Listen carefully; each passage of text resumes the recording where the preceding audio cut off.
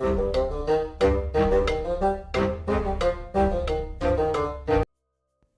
and welcome to the Creaky Kudos. I'm the Monk, and today, yes, we are doing a guide on the Egyptians today. This is a how to play as the Egyptians in Age of Mythology. We're continuing the series. And guys, just to let you know, we do have an active and growing Discord. It'd be great to get more people in the Discord that want to play this game. Maybe you're up for a multiplayer game or two, or maybe you just want to have a question answered or two. You can find a link for that down in the description. Now, first of all, with the Egyptians, I think they have the most interesting write-up. So, like, they have unique abilities, Set, Isis, and Ra. Especially Isis. She has the ability to have the monuments that you have shield from all god powers, which, if you ask me, is extremely powerful as a base power, you know, as a passive power. So I think when it comes to picking who you want to pick, as well as the tree, the technology tree, you've also got these passive powers that have real impact on your game. So have a little read up on them because they're all unique and they all play very differently. Now, Isis has very good starting ability. She has prosperity, which is target anywhere that you can make all of your villagers trade caravans or gather gold faster, which is really good to get a little boost to gold. And then you also have a Flood of the Nile, which is Isis ensures the continued fertility of your lands, granting a steady trickle of food. Very good starting abilities there for both of those. And equally with Ra, he's also going for resource as well. Now, Ra does have, again, unique abilities when it comes to what his monuments do. But what I might like most about his is the extra empowerment that the war elephants get. War elephants are a unit that I really like with all the Egyptians, but with Ra, they get an extra 15% hit points, which I do think is quite a lot. Now, Ra's first god power that you can use straight out of the gate is Rain. You can target anywhere and make all villagers on the map work from farms faster. They also have Skin of the Rhino, which improves your laborers. And finally, we are on to Set. Now, Set is really interesting because his pharaoh can summon animals. Now, it does cost faith, but I do think this is very, very powerful, especially if you're able to build up a lot of faith early. He also has Vision, a baboon of Set. Now, the vision is very powerful because what that does is targets anywhere on the map, and it's quite a large area, and reveals that entire area, which I think is amazing for being able to spy on your enemies.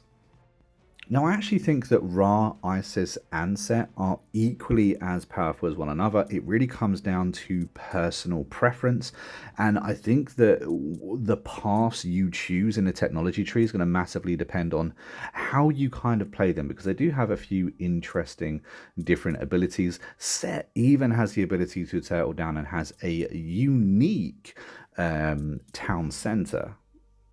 That being able to turn your town center into a cathedral, which gets extra hit points and attacks a little bit harder than the others.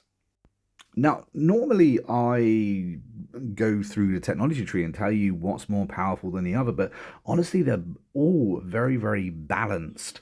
It really is personal preference, the units that you get, the god powers that you get.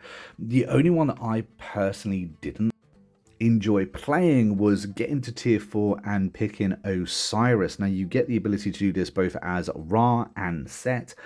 I personally just don't think the son of Osiris is worth it. You turn your pharaoh into a demigod, he gets powered up, he just doesn't have enough hit points for me. Now, actually playing as the Egyptians is so fast. You can build your community, build your resources up, build your laborers up, which is Egypt's version of civilians or villagers, so quickly. They only require 50 food to build. And one of the best things about them is that you can build houses from the very beginning for completely free. That requires no resources whatsoever. So you can essentially set down your 16 houses with a snap of the fingers.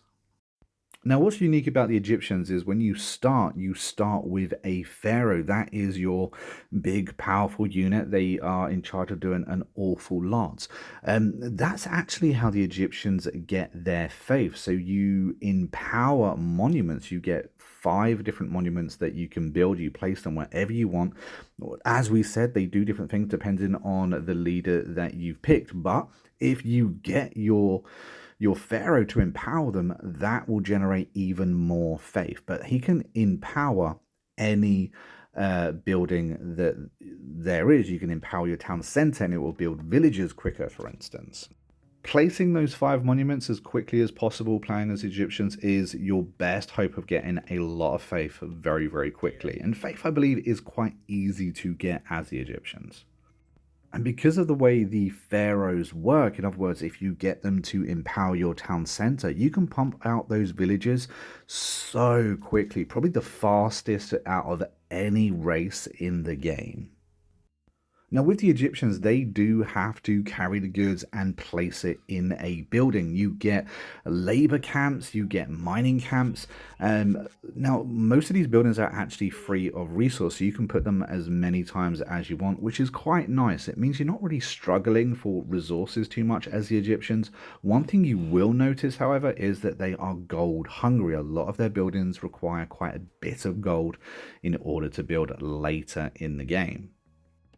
Another unique unit that you get as the Egyptians is the priests. Now, these things you can actually do a little bit of research and they can pick up the artifacts for you in which you drop off at the temples, but they can also build a kind of a spy network, a column, where it costs only 10 gold and provides you a line of sight. These obelisks are very useful, really, just to give you eyes on the map. If I have a few seconds, I will quite often just grab my priest and get them to put a load of obelisks around the map just so I can get some eyes. So that way I've got an extra second heads up if the enemy are marching towards me.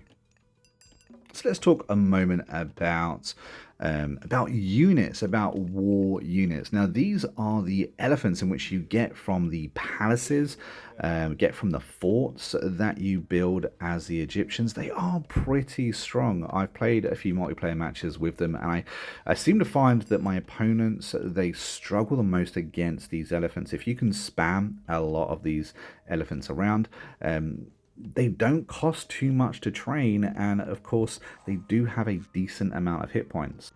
The other unit I quite like to get into the fray is the Avengers. They have a decent amount of attack damage and a good health pool as well.